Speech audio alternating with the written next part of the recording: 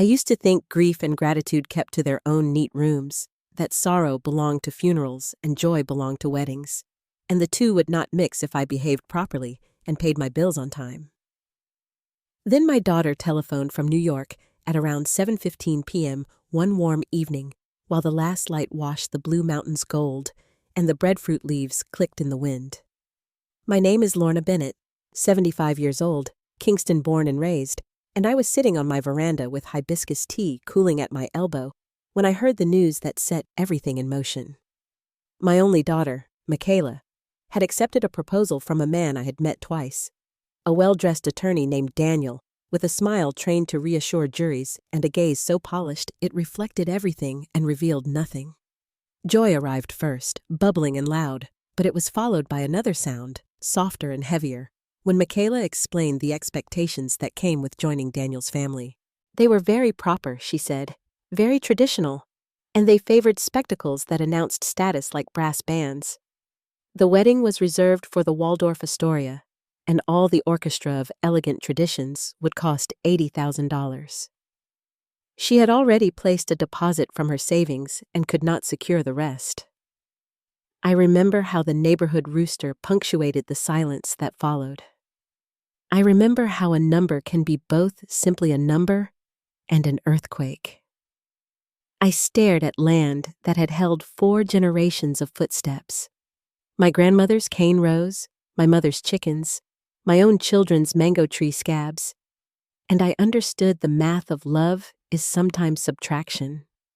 By 8:30 a.m. the next morning, I had telephoned an agent, and within 6 weeks, after surveys, signatures, murmured assessments, and strangers moving through my kitchen as if it were a showroom, I signed away 5 acres for $68,000.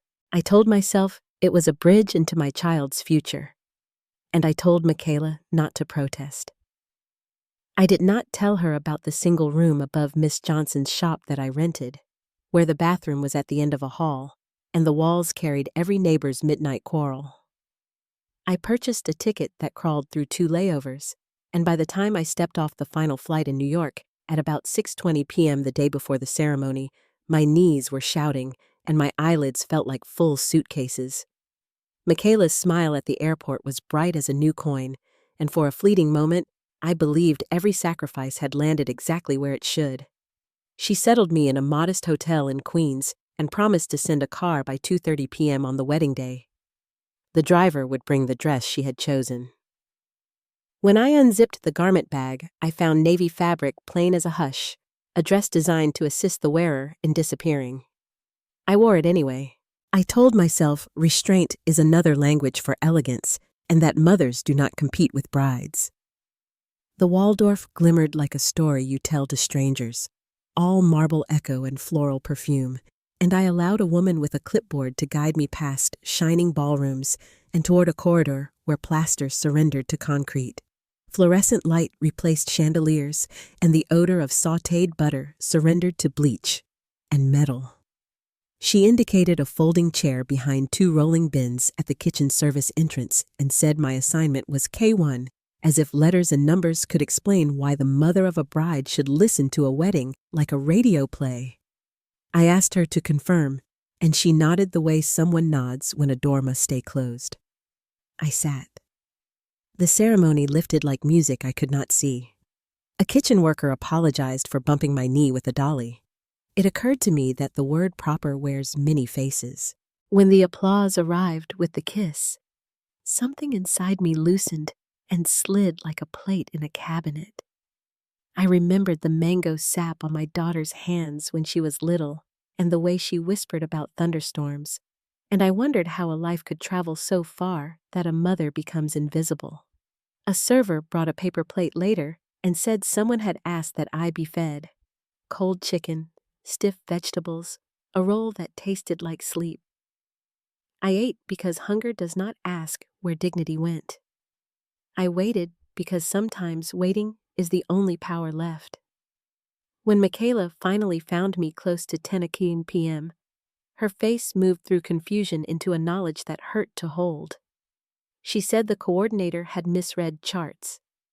She said Daniel's family wanted certain optics preserved, She said she was sure there had been no intention to humiliate. I was too tired for explanations that braided blame into silk. I told her I would return to my room and we could talk when there was daylight in the conversation.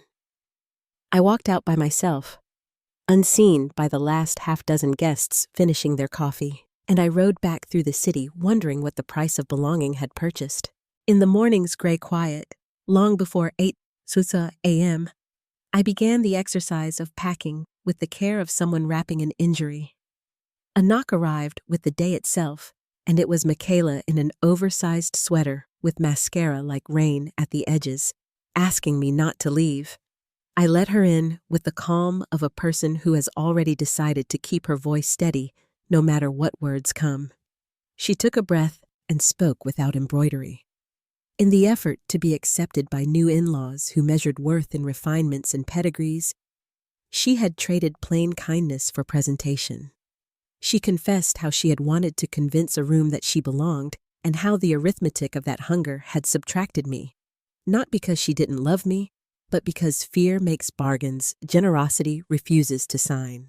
She described how Daniel's mother spoke of the ceremony's visuals and implied that my accent and manner might complicate the seamless picture they wanted to frame for their friends. She said she had not defended me, and in not defending me, she had not defended herself. She said the word ashamed, and it was too bright to look at. I told her the story I have told myself 100 times since childhood, that our line began again with a woman born unfree who died a landowner, that her daughter never let 6 mouths go hungry, that I worked more than one job at a time and still found a way to laugh at 6:30 a.m. when the kettle whistled and sun crowds the sink. I reminded her that nothing about that lineage is messy except all the ways love must keep showing up. She listened and did not argue, which is another form of courage. She said Daniel believed I should be grateful for any inclusion at all. She said he told her adjustment was the price of admission. She said when she told him the land had been sold to underwrite the ceremony, he shrugged as if sacrifices were props. Their quarrel had opened a seam that had been sewn wide but thin. I told her that regret does not return deeds, but it can still build doors where walls have been poured. I booked an earlier flight from my phone at around 9:45 a.m. because I wanted the geography to match the boundary I had just set.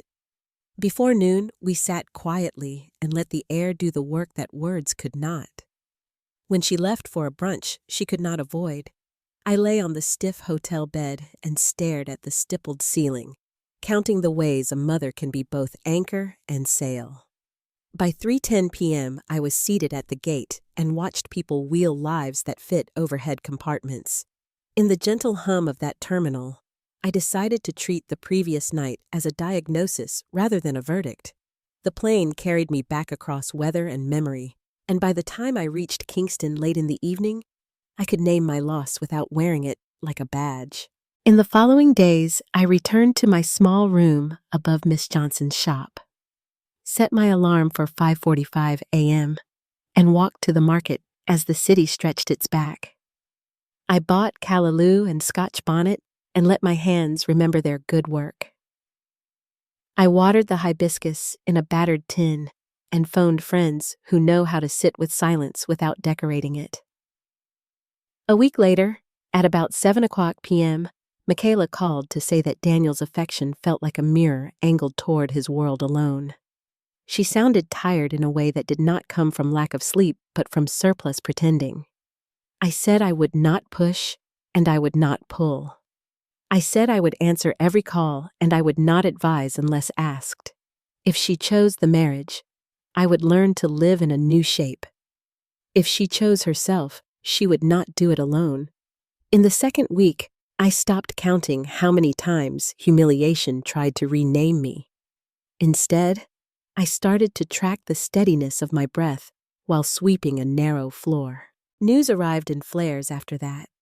At around 11:20 a.m. one Thursday, Michaela said she had found messages that did not belong in a marriage, and the shock was cold but clarifying.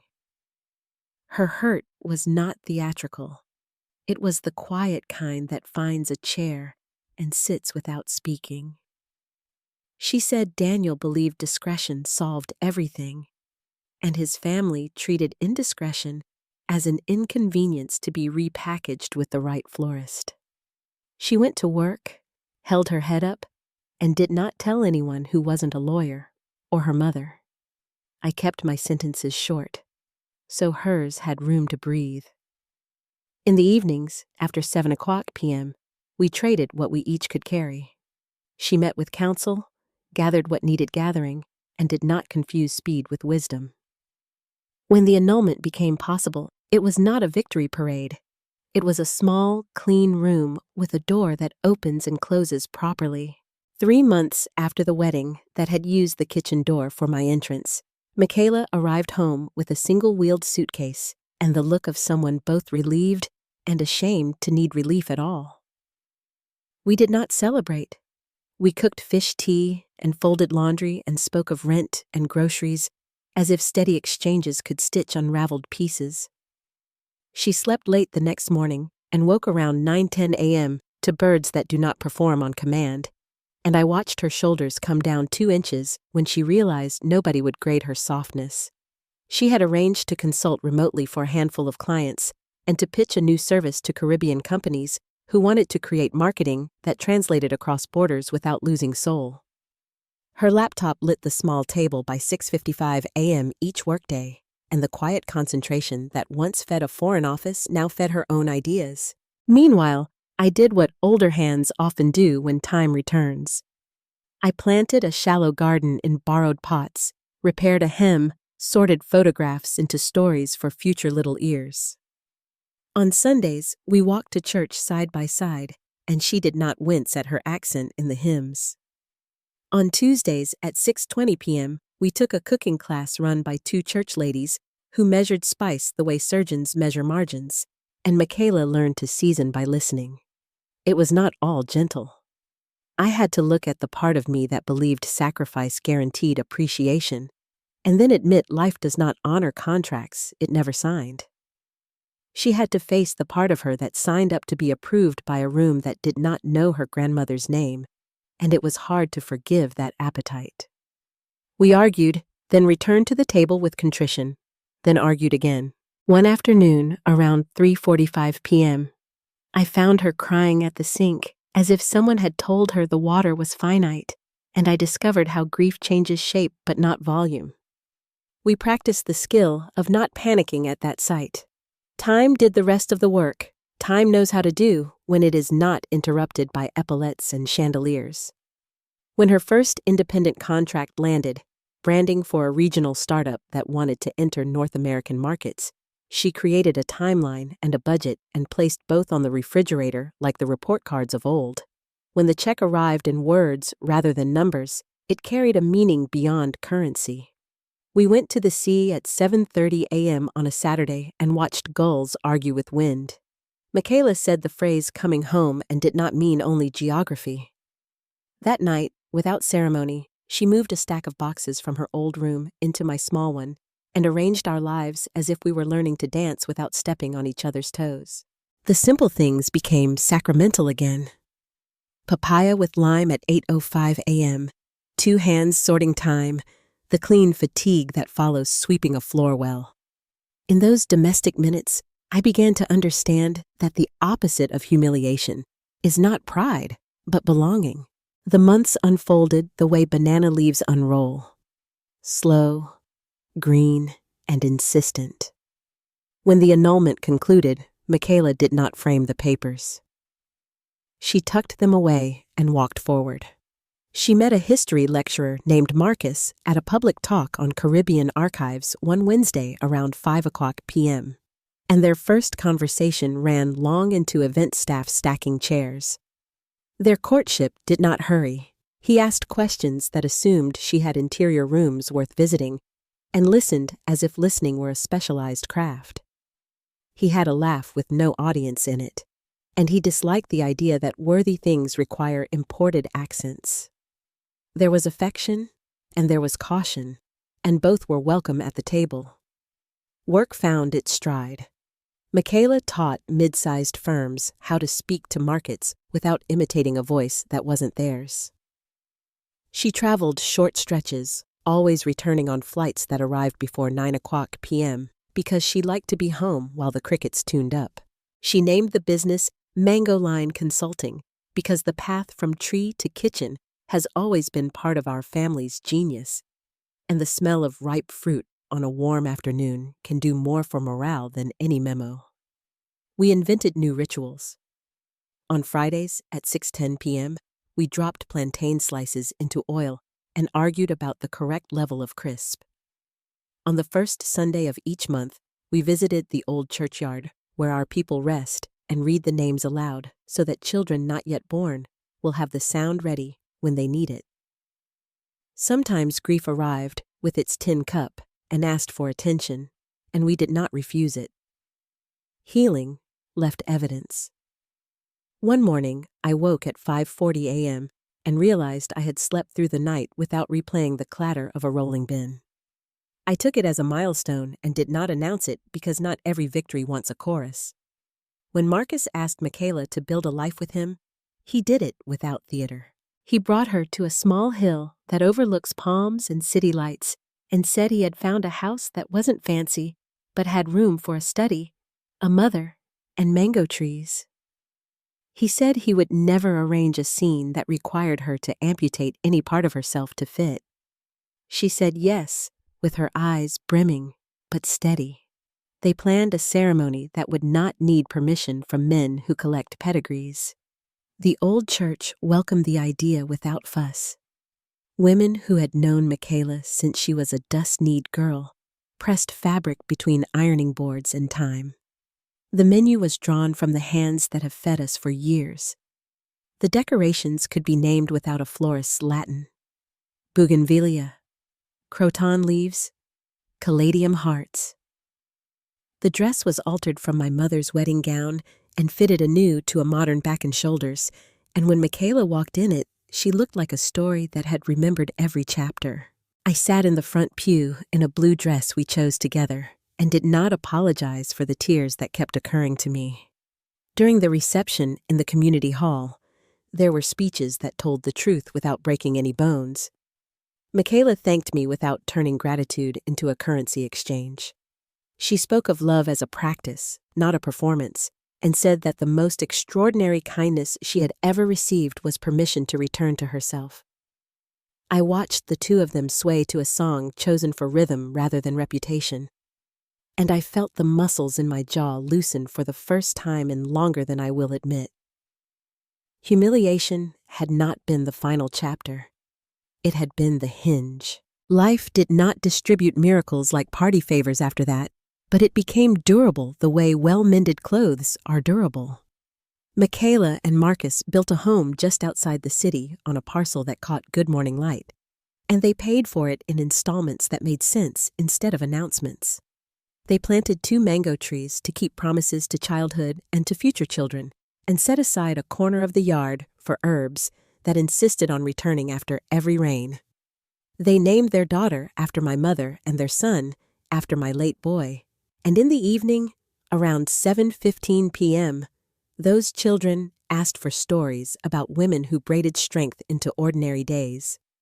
When work allowed, I spent afternoons at their house, teaching tiny hands how to slice callaloo safely, how to wait for the exact moment the plantain blushes brown, how to bless food with gratitude instead of perfection. We set up a modest scholarship fund in the names of our foremothers to assist one student each year at the university with books and fees. And when we sent the first letter at 10:30 a.m. on a weekday, I felt a line of history hum. Somewhere in these seasons, an offer arrived to buy out the room above Miss Johnson's shop and turn the upper floor into storage. Instead of negotiating for more time, I decided to step toward comfort on purpose. Michaela insisted on arranging a small house for me closer to her place, and I let her, because receiving can be as holy as giving if you practice. I furnished it slowly with chairs that do not argue with backs and curtains that make light soft without scolding it. People sometimes asked about the land we sold and whether I had regrets. I learned to answer cleanly.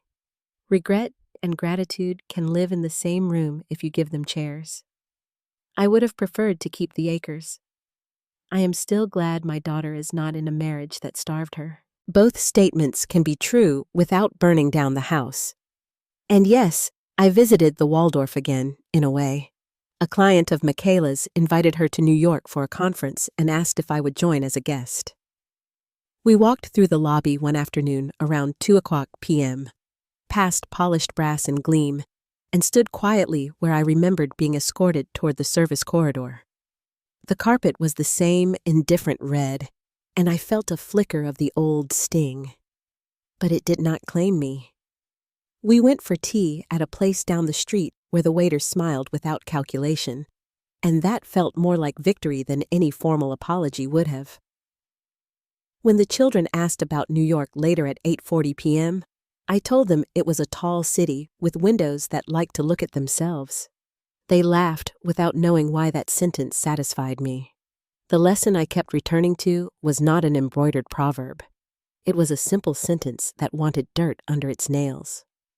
Home is not a deed. Home is a practice. The daily decision to show up with your whole self and to make room when someone you love returns carrying pieces they forgot to claim. I keep a small ritual at 6:00 a.m. most mornings. I brew coffee, place vitamins in a shallow dish, and open the back door to check on the herbs. It's an old nurse's habit to begin the day with lists and small kindnesses. Some mornings, I count backward, asking what I would say to the woman in the navy dress sitting behind the trash bins. I would tell her to leave when she is ready and not 1 minute sooner. I would tell her that dignity can go quiet without going missing. I would tell her she is not a prop or a problem to solve in someone else's tableau. I would tell her she will watch her daughter come back across an ocean of opinion and step onto a shore that knows her name, and that when the first grandchild wraps tiny fingers around her thumb, the hand will be so sure and small she will forget, for one grateful second, every cold plate anyone ever served her. On the anniversary of the hard night, Michaela asked if we would mark it. We did not schedule a ceremony or order special flowers. At 7:00 p.m., we set the table with our ordinary plates and lit a candle. Then we ate simply and told the story the way we tell all family lore, honestly, with pauses for laughter where laughter belongs and silence where silence is wise. She described the fear that dressed itself up as ambition, and I described the pride that dressed itself up as prophecy, and we forgave each other for believing costumes were skin. Later that evening, we pulled down an old box and sorted photographs into a new album. We kept one image loose. My grandmother, standing in front of Cane Rose in a hard sun, wearing a dress that looks plain to modern eyes, holding her chin the way a person holds a banner. I taped it inside the kitchen cabinet so that whenever I reach for salt, I can greet my courage. Occasionally, I still stand in a doorway and hear the old announcer in my mind say, in that benevolent voice people use when they do not intend to see you, that everything is proper now. I answer that voice the way you answer a mosquito, with a wave and a refusal to let it feast. My daughter's voice, the one that used to tremble when a storm slapped the shutters, is the voice I prefer to hear. It is lower now, fuller, inhabited by its owner. When she introduces me in rooms, she says my full name and then the name of the woman who named me, as if a river deserves both its present and its source. People turn and register me the way you register a person, not furniture. It is not triumph. It is better. It is proportion. If you are reading for a lesson, I can only offer the one I have tested with my body. Status is a costume that makes demands until you are naked inside it. Belonging is a table that keeps one chair open and a lamp on for late returns. I do not propose a saint's patience or a martyr's plans. I offer a simple discipline. Do not spend yourself where you are required to disappear to be accepted. When the bill arrives in the currency of respect, pay in full or leave the table. I sold the land and learned that even when a piece of earth leaves your name, you do not lose your ground if you stand with your people. A wedding behind trash bins became the corner I turned toward a life I recognize. I do not advise others to divest their inheritance to buy admission to a room. I say only that, if you have already paid too much, you can still walk out and go build something that does not require a pass. On a recent evening at about 6:50 p.m., the children were chasing each other around the mango trees while Marcus stirred a pot and Michaela checked a proof for a client. The light was the same forgiving gold that once fell across my veranda, and in it I saw every woman whose hands paved this small, ordinary glory. I set plates, called the children to wash, and watched my daughter look up and find me. She held my gaze and smiled in that way that says a person has come home to herself and knows it. If you want ceremony, consider this the one that matters. A table, a family, and a history that does not apologize for its accent. The wedding that hurt the most became the bridge that led us here. So I teach the grandchildren to climb mango trees the way I taught their mother. And when they ask why we tell old stories so often, I answer that a story is land you can carry with you, even when the deed is gone. If this story traveled to you, I hope it reminds you that love is not a stage set. It is an everyday practice done at 7 o'clock a.m. and 9 p.m. with the same hands, the same quiet, the same courage. The most painful packages sometimes contain the gifts you were most afraid to ask for. And if you ever find yourself seated behind a bin that was never meant to hold a mother, stand when you are ready and find the door, because outside there is a table where your name is not decoration, but invitation. If this meant something to you, please, like to help it reach someone who needs it, share it with a friend who might be carrying a quiet burden. Subscribe for more stories that honor ordinary courage, and comment where you're watching from, so we can see how far these voices travel together.